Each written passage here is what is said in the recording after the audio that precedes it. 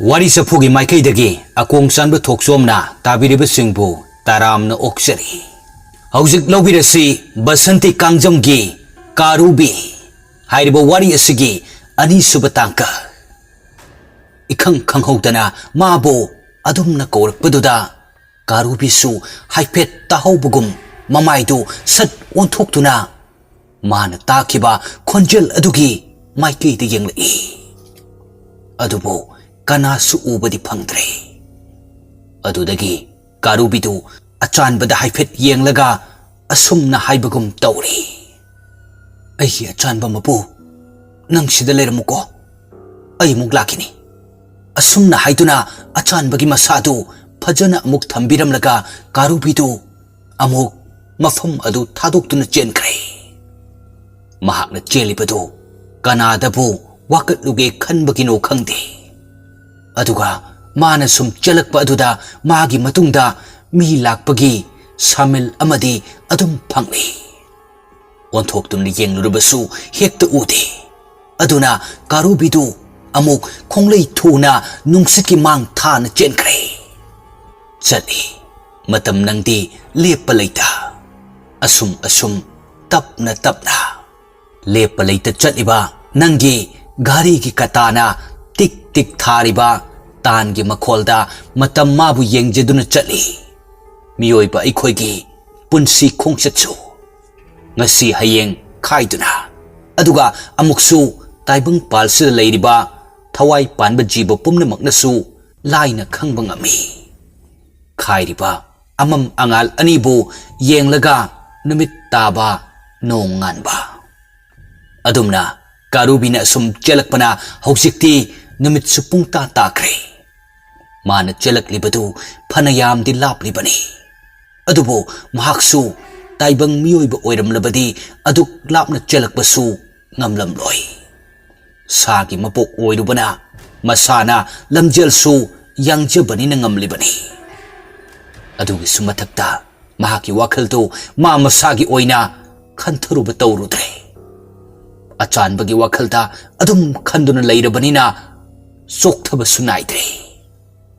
Mahakna chelakpagi lambida achoba khongbal kaya su chongduna lalaklibani. Usawasa narak mongsong kaya su phaurakibani.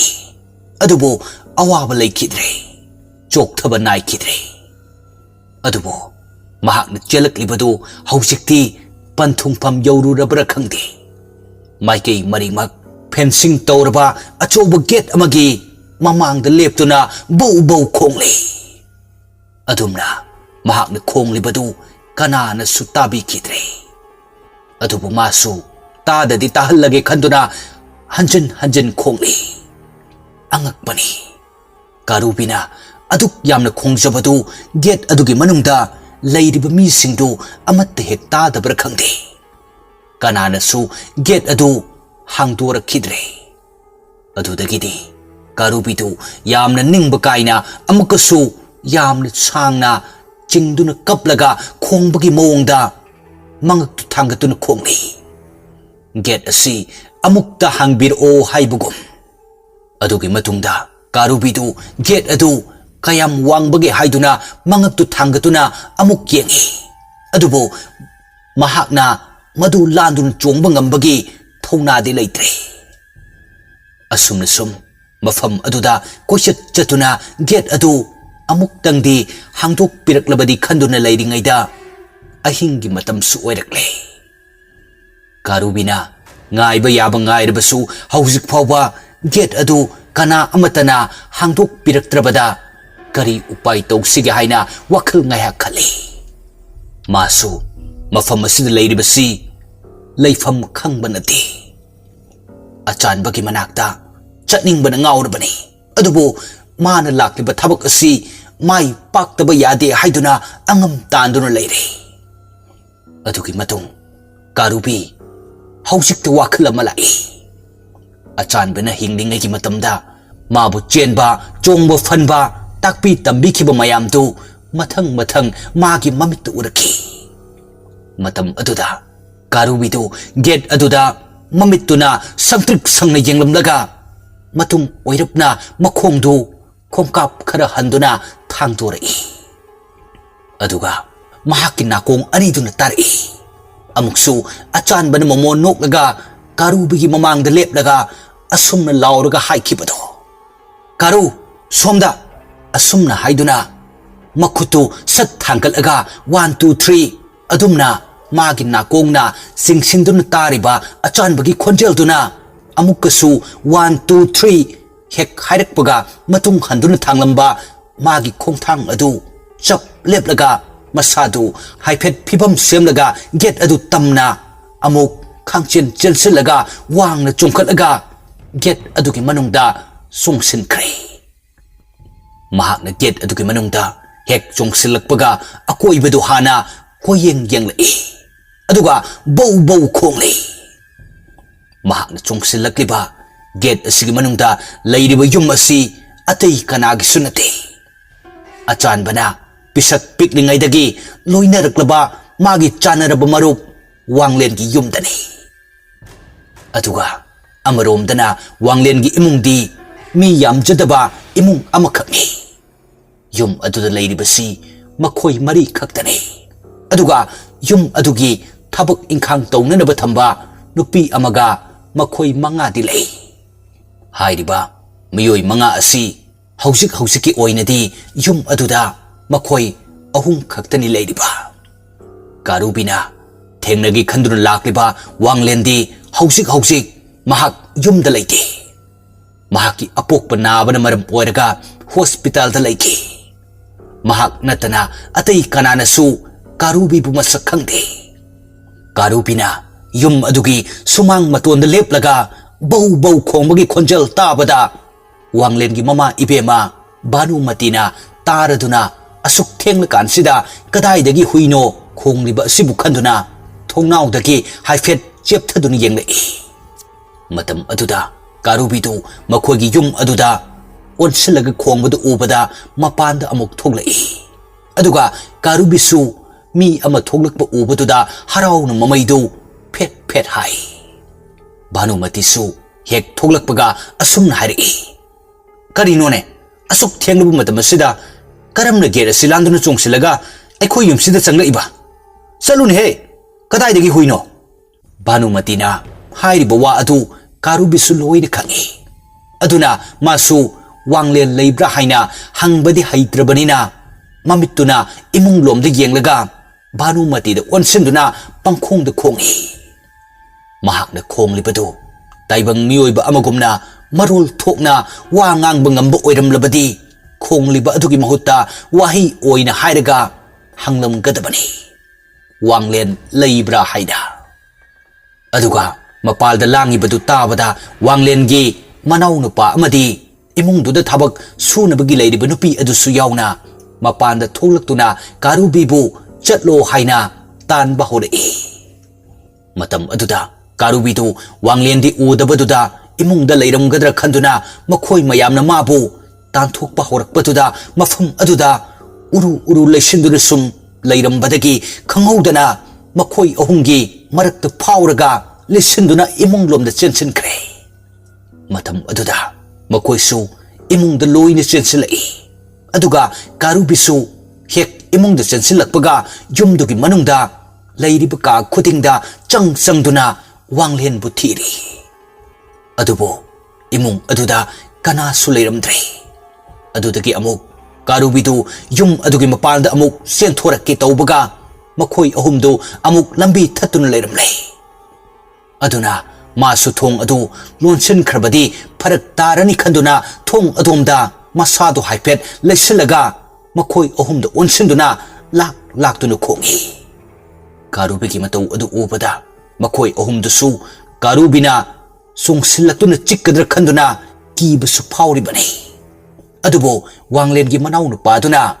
table da leiriba ligligi glass adu tap paiduna laktana langsilai matam aduda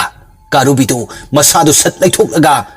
kanara roi khangladuna thong adu tamna yenglaga mapalomda amuk senthoraktuna mikup ama pantharu batogduna get adu amuk landuna songthokre karubina hek songthokkibaga makoisu mapanda amuk senthoraktuna yengi अदुबो कारुबीदी gate अदु लांदुना अमुक चोंथोखिबदु उहौरे अदुना मखोइसु इमुंगदा अमुक लोइना चंगनरक्ले कयादा तोनख्रबनो सागी मपोकसे तोलिदको कनानबु ताबिगनी लोंथोक्तब नंगी वाकटपो मसिन ओरंबताई मीगा saga यामना खेदै हाइबदो अदुबो नंगेसु पिक्केरा चाउकेरा थामुई अमदी पालिबनिना मिनुंगसिदी पोकपा ओरेको मधुमक्ननी नंगना अचानबगी खुंगुल लिबीनबा मी कोइथी थिरक्लिबसिसु अदुबो हंदक माना gate अदु लांदुना अमुक चोंथोरक्किबा मतमददी मागी मनिंग थंगबा मखोंग अनिदुगी येत थंगबा नाकल अदु गेट अदुदा सिथरगा ताबदगी फना यामना सांगना खेथरगा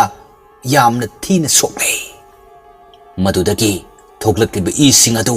मरैना सत सत लेक्तुना मची अमदा ngaiak sangsillaga phamduna chaina adu khangi asumna pungja khara hokre ahing nongyai gi matam su oisillaktuna nong ngalamdagi pung ani takre adudagidi karubidu amuk hawalaga second bi hoida chatuna achanba sire haibasi khanghalubana pharani khanduna amuk makhongdu tapna thanglaga lai asomdana अचानबगी असिबा हक्चांग अदु अथेंगबा अहिंग अदुदा कनागुमा मियोई खरा लाक्तुना कोम अदुदगी लौथोकलगा अतोप कोम अमदा अमुक फुमननबगी थौरांग तौरी मरमदी अचानब फुमलब कोम अदुददी कारुबीना खंगबनिना सोइदना वाथोक लांथोक थोकलकप तारे खंदुना कारुबीना खंगदबा अतोप मफम अमदा होंदोकनबनी मखोइसु कीबदी फाउरिबनी नोंग न मरोल अमा खाकपने नुंगसित न मरोल अमा सिटपने अदुना मथक्तगी उना तारकप फाव हेक खंगी हाइतुनी अदुगा सोमदना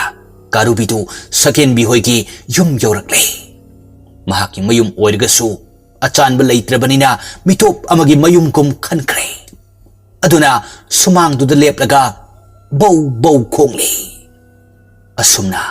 अथेंगबा अहिंग अदुदा हुई खोंबगी खोंजल ताबदा कैरो लेकायदा लैरिबा मियोई खरती मिकअप थोगलकपसु यावरे कारुबीसु लेप लैतना अदुम खोंगली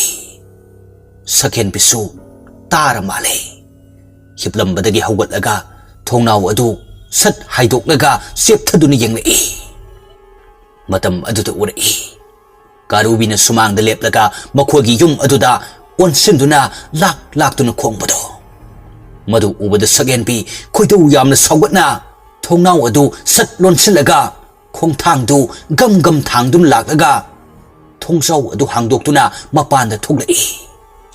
कारुबीसु सगेन पी उबदा खोंलंबदु चप लेपी सगेन पी माइथोंग सुकना पिसुम अनिदु सुक्सिनरगा अहिंगी मतमनि हाइबा खंगदबा मखै लाउदुन हरि कारू नंग अहिंग नोंगे असिदा अदु कन कन खोंलिबदु नपाकाना सिरगे मिनाय मसा चलो आदु खोंसो अयुक नुंथिलदना युमदा लेगनी खंग्रे अदुगा नुमिदांग सिदना करी सागे हन खोंलिबनो नंग युम सिदा मुग लेबे याररोय सरखो चलो असुमना थीना चेरक्ले कारुबीदु सकेन बि सावरे हाइबदि खंगी अदुबो मासु अचानबगी लेफम अदुददी खंगहलगे हाइदुना तपना संगसिलगा सकेन बगी फिजुइदु चिक्तुना पुरगा अचानबगी लेफमदु ताकलगे खलुबने अदुबो मधुगी ओना तैनबदा कारुबीना हाइनिंग लिबदु करीनो खंगदबनिना सकेन बिनदी कारुबीना हेक संगसिन बाहोरपगा सकेन बिदि सावरगा इमुंग द सत चंखिदुना थोंग अदु गम लोनसिनख्रे मधु उबदा कारुबीदु मथंत वारु जबाहोरई ईश्वरबु निंदा तौरक्ले करीगिदमक माबु असुक तोनख्रबा सा हाइब जीब सिगी मपोक्त पोकपीरमलिबनो हाइना महाकना मियोइबगुमना वा ngang-thokpa ngamlamlabadi ngasaina hairomgadabani sakenbigi mafamda achanba siduna kom amagi manungda taduna lehore haina adubo upai leite yum adudagi makhongdo tapna thangduna wakhal nungaitana amuk thoglai sit iba nung sit masu lepte khong liba nong adu su lepte ꯑꯗꯨꯕꯨ ꯀꯥꯔꯨꯕꯤꯒꯤ ꯃꯐꯝꯗꯗꯤ ꯑꯌꯤꯡꯕ ꯅꯨꯡꯁꯤꯠꯀꯤ ꯁꯥꯎꯍꯨꯝꯁꯨ ꯀꯔꯤꯃꯠꯇ ꯐꯥꯎꯈꯤꯗ꯭ꯔꯦ ꯈꯣꯡꯂꯤꯕ ꯅꯣꯡꯒꯤ ꯃꯈꯣꯜ ꯑꯗꯨꯁꯨ ꯇꯥꯈꯤꯗ꯭ꯔꯦ ꯃꯤꯠꯂꯨꯗꯒꯤ ꯄꯤꯔꯥꯡ ꯑꯗꯨꯁꯨ ꯂꯦꯞꯄ ꯂꯩꯈꯤꯗ꯭ꯔꯦ ꯃꯥꯒꯤ ꯑꯆꯥꯟꯕ ꯃꯄꯨ ꯑꯗꯨꯒꯤ ꯋꯥꯈꯜꯗ ꯆꯩꯅꯥ ꯐꯥꯎꯕ ꯐꯥꯎꯈꯤꯗ꯭ꯔꯦ ꯑꯗꯨꯒ ꯁꯣꯝꯗꯅ ꯃꯁꯛ ꯈꯪꯗꯕ ꯃꯤꯑꯣꯏꯁꯤꯡ ꯑꯗꯨꯅ ꯑꯆꯥꯟꯕꯕꯨ ꯀꯣꯝ ꯑꯗꯨꯗꯒꯤ ꯂꯧꯈꯠꯂꯒ ꯊꯥꯡꯗꯨꯅ ꯄꯨꯔꯛꯂꯦ ꯑꯗꯨꯒ ꯃꯐꯝ ꯑꯗꯨꯗꯒꯤ ꯈꯔ ꯆꯠꯊꯣꯛꯂꯒ ꯑꯇꯣꯞꯄ ꯀꯣꯝ ꯑꯃꯗ ꯑꯃꯨꯛ ꯂꯪꯊꯔꯝꯃꯤ ꯁꯣꯝꯗꯅ ꯑꯃꯨꯛ ꯀꯥꯔꯨꯕꯤꯗꯨ ꯑꯆꯥꯟꯕꯒꯤ ꯃꯅꯥꯛꯇ ꯂꯥꯛꯏ ꯑꯗꯨꯒ ꯁꯣꯝꯗꯅ ꯑꯆꯥꯟꯕ ꯂꯪꯊꯈꯤꯕ ꯀꯣꯝ ꯑꯗꯨ ꯑꯃꯨꯛ ꯍꯥꯟꯅꯒꯨꯝꯅ ꯂꯩꯇꯦꯝ ꯃꯥꯟꯅꯅ ꯂꯩꯕꯥꯛꯁꯤꯡ ꯑꯗꯨ ꯃꯈꯣꯏ ꯃꯔꯤ ꯆꯪꯗꯨꯅ ꯑꯃꯨꯛ ꯈꯣꯠꯆꯤꯜꯂꯤ ꯑꯗꯨꯕꯨ ꯅꯣꯡ ꯆꯨꯈꯤꯕꯅ ꯃꯔꯝ ꯑꯣꯏꯔꯒ ꯂꯩꯕꯥꯛꯁꯤꯡ ꯑꯗꯨꯁꯨ ꯂꯣꯏꯅ ꯂꯩꯈꯣꯝ ꯊꯣꯛꯂꯦ ꯑꯗꯨꯅ ꯃꯈꯣꯏꯁꯨ ꯂꯩꯈꯣꯝꯃꯣ ꯂꯩꯅꯥꯡꯉꯣ ꯄꯨꯝꯇꯩ ꯇꯩꯔꯕꯅꯤ ꯑꯗꯨꯒ ꯃꯈꯣꯏꯅ ꯄꯥꯏꯔꯤꯕ ꯐꯣꯟ ꯑꯗꯨꯁꯨ ꯂꯥꯏꯠ ꯊꯥꯟꯕꯒꯤ ꯍꯣꯠꯅꯕꯗ ꯂꯩꯈꯣꯝꯁꯨ ꯈꯔꯗꯤ ꯇꯩꯔꯦ ꯑꯁꯨꯝꯅ ꯃꯈꯣꯏ ꯃꯔꯤꯅ ꯂꯩꯕꯥꯛꯁꯤꯡ ꯑꯗꯨ ꯍꯦꯛ ꯈꯣꯠꯆꯤꯟꯕ ꯂꯣꯏꯕꯒ ꯃꯈꯨꯠꯁꯤꯡꯗꯨ ꯍꯥꯏꯐꯦꯠ ꯀꯟꯊꯣꯛꯄꯣꯏ ꯇꯩꯊꯣꯛꯄꯣꯏ ꯇꯧꯔꯒ ꯃꯐꯝ ꯑꯗꯨꯗꯒꯤ ꯈꯔ ꯂꯥꯛꯄ ꯍꯧꯔꯛꯄꯗ ꯅꯣꯡ ꯆꯨꯈꯤꯕꯒꯤ ꯍꯥꯏꯐꯦꯠ ꯅꯥꯜꯂꯕ ꯂꯝꯕꯤ ꯑꯗꯨꯗ ꯑꯃꯨꯛꯁꯨ ꯅꯥꯟꯊꯣꯛꯔꯦ ꯃꯈꯣꯏꯁꯨ ꯇꯧꯔꯤꯕ ꯊꯕꯛ ꯑꯗꯨ इचम चंबा थबक अमदी नत्तबनिना अमंब मरक्तुदा कीबनसु लोइरे असुमना मखोई मरीदु मफम अदुदगी अमुक लाकबा हौरकपदा ngairingaida इखंग खंगौदना मखोई मरीना चलिबा लंबी अदुगी हेक ममांगदा कंगली सारी तौरबा उगी उसा अमा मथक्तगी अहोब खोंजल अमग लोइनेना बम लाउना तारखी मखोई मरीदु खरगा कीदुना लेरिंगै अदुदा उसा अदुना अमुक तारकपा अदुददी खंगदुना हौनरुबा तौदना कुइलाउ लाउनरे अदुबो उसा ओइरंबदुदा मखोइदु वाखलदु खरदि इंथरे असुमना मखोई मरीना उगी उसा अदु लौथोके हाइना तौरिङैदा अमुकसु मखोइगी मतुंगदा मी लाकपगी मओंगदा सोरो सोरो पेद्रेक पेद्रेक लाउबगी मखोल तारई मतम अदुदा मखोइना पाइरिबा फोनगी फ्लैश लाइट अदु सत सत हनगली असुमना मखोई मरीदु खोंजल अदु ताबदा अमना अमगी मखुतु खुदका चेजेट पाइसन अदुना तुंगलोमदो ओथोक्तुना यंगई मखोइना यंगलकिबा मतम अदुदा करिगुंबा पोसक अमा चिंगसिनदुना उहनबगी मओंगदा मफम खुदिंग सत सत चिंगसिनबगुम उरकी मतम अदुदा मखोइगी मिटेंग अदु हौजिकता अचानबगी असिबाक चांगफोमलंबगी खोचिनदुना थमलंबा लेबाक अदु मयाई तंखाई ताना चेट चेट चेखाइरकपदु हान उरकी अदुगी मतुंग सेकेंड खरगी मतुंगदा चेखाइरकिबा लेबाक अदुगी हेक मयाइदगी मीगी मखुट अमा सत थिनगलकी अदुगा हौगलकपगी मओंगदा ममी सामी तौना मी अमसु हौगलकपदौना उरकी असुमना तौरकपदुदा मखोई मरीदु हुमांग कांगले अदुगा यामना पाखना मिकुप अमा पंथबा तौरुदना मखोई मरीदु नारक मोंगसोंगने हाइबा खंगदबा मखै लेखोम लेनांग मरक्तुदा माना थोकपा पंचेंदा चेनखरे अदुगा सोमदना कारुबिदु तसेंगना हुई अंगावबा ओले हाइबदुमक यारे मथोंग मरम खंगदना पंखोंद खोंगलगा मखोंदु सेकौ थांगलगा निंगमदना लागे मागी अचानबा मपुगी मनाक्ता अदुगी तंजा अदुदा मतंग मतम तंजा मेंजा नाइदबी नोंग अदु चूबा हौरकले अकनबा नुंगसित साहुंगा लोइनना कारुबिसु नोंग अदुना कन्न हेक्ता चुथरक्लबदुदा मागी अचानबा मपुदु नोंगना चोलमलनी हाइदुना खुदुप थादुना चलई असुमना नोंग सुंगानख्रे नोंग गानबा मतुंगदा कारुबिसु अचानबगी मफमदु यौरकले अदुबो महाकना मफम अदु यौरकपददी अचानबगी असिबाक चांग लैरिबा कोम अदु इसिंग खरा तुंगदुना लेरमी मदु उबदा कारुबिगी मसादा स्वाई लाउबा अमा फाउबगी मओंगदा यामना पाकतना अकोइबदु कोयेंग येंगी अदुगा कोम अदुदा अमु फन चोंगथरगा मखोंग अनिदुना इसिंग मरक अदुदा लेबाक सिंग अदु खोरो खोरो खोतुना अचानबबु कोइथी theory aduga khonjel hauna khonglaga achanba busu toina kauri mana phanayamna kaurbasu thirabasu achanbadi aduma khumlakhidre phangkhidre kadai de puleiramgani kanana pu khibano haina khongul ligadabadasu matang chadana churakliba thonai dabi nongi sing marik sing aduna karigumba mi natraga sagi khongul taramgadabadusu loina chamthokkhrabanina kadai dabu thirugani upai leite aduga karubigi saktam asisu loire leikhomo leinango nonglak aduda upai di leijada prang chongde haiba khakta ngaire wahai amata haiba ngamdrabasu karubigi mitki pidu arep leite sintharaga mafam adwaiduda question chenduna khongli maikei khangda onduna adumna mana sum khongba aduda haujikti makhonsu loina sire khongba henmandana khonsi chatle siri taurba magi khonjel aduna achan babu kauduna khongba yaba khongle kappa yaba su kaple madudagi mahak wabaga pendabaga pulap punsin nakhiduna haujikti karubitu khongbada khonjel fawa thokidre adubo magi mitki pidi lepo haiba yakhidre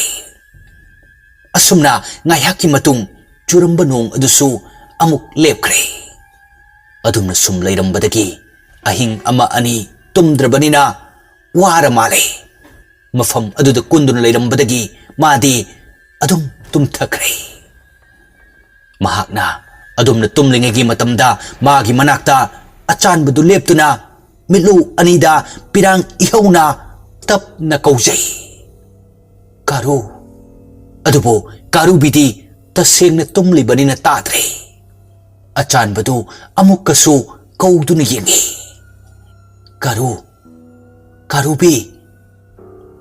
karubidu achanbana kauribadu tarabra khangde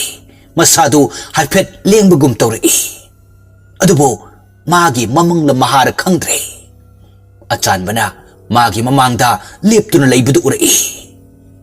matam aduda achanbasu karubigi manakta changsinduna asumna hari karu nang wabra karubidu achanbabu yengjaraga wadi haiduna mangaktu hari achanbadu karubigi asokpa mafamdu uraga laimaiduda phamthari aduga tapna makhutuna thangatlaga yengi karubisu achanbagi makhut masagadu manam sut namlaga hanagumna makhoi ani loinabagum khalai achanbasu asokpa mafam aduda tapna nanbiraga karu nang asokpa se thuna phabu oro ai chatlage nang lehoro ko matam aduda karubidu achanbabu chatkhino haiduna mayaduna achanbana litliba furitki khudangduda chiklaga yanduna leikre achanbasu karubigi matau uraga chatningda amukka swari karu nanga iga lambi tongale hausikti nanga iga punba leiba yadre aina asi thongdani chatliba aduga nangna achang thongdani leihoriba achangbaga asibaga punsindu leiba yadi tasengna nangna ibu nungsibu oirabadi aigi khongulira u haibado kauganu ko karu matam aduda karubidu mapi chadum taduna achanbagi mathada tap napsilaga kaptuna laikre achanbasu karubibu chejet konsilaga thingatuna thamliba mitki pidu arep leita tarakle aduga tapna mu inthoklaga pirangna chotlaba maithong aduna karubida yenglaga karu nangna ibu chatkhinu haiduna chiktunu yalibu furitki khudang ase thadoro aibo amuk khamlagano nangna sumna tawdun leirabadi aina karamna nangbu thadokuna chatkani karubisu thadokloyi haina mangaktu sat hari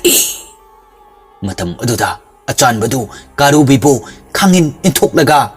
saujindun hari karu nang aina haibi yararoidra achanbagi khonjal adu tabada achanba saure haiba khangladuna mana chiktuna thamliba khudang adu tap na thadore aduga lukthadun laikre achan basu amuk nungai rak tramale tapna karu nang aibu saubra karu bidu mamai du luktharaga mapi tap tap ta duna saude haiduna mangak tu hairap nomlei asan basu madu ubada amuk ka hena nungai rak tre adubu panthadun leibu yadre khalaktuna karu bibu amuktang nungsina yenglamdaga mafam adudaki mami sami oina adumak mangkre mikuk kharagi matung karubina yengkhalakpa matamdadi achan badu leiramdre adudagi karubidu achan babu koyeng yenglai adubu uba phangkidre matam aduda karubidu konjel hauna khonglaga achan babu koyeng yengjai asumna mikap thoglakle mikap thoglakla matungda karubidu matomta prok chakle mahak taibang mi amagum wa nganging baphauri aduga konjel thokna achan bagi minglen bu mayek seng na kauraga teng thaning ba phaurakle upai ti leichada machi ungduna narang nahandagi karimada chadana leirakpagi masadu sontharakpagi kariga tauraga mafam aduda tuminna kunduna laikre wari sigi mathangi part